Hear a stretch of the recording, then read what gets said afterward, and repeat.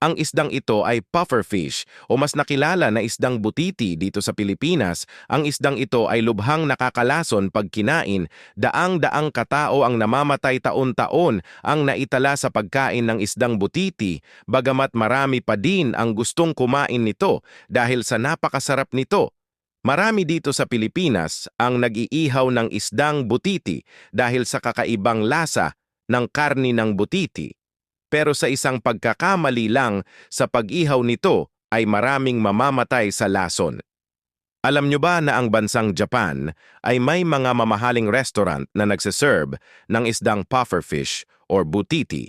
Subalit ang mga chef nila ay dumaan sa matinding pagsasanay para makakuha ng license sa pag-ihaw ng butiti dahil hinuhuli ng mga otoridad nila pag nag-ihaw ka ng butiti na walang license. Please subscribe at pindutin ang notification bell para updated ka sa mga video.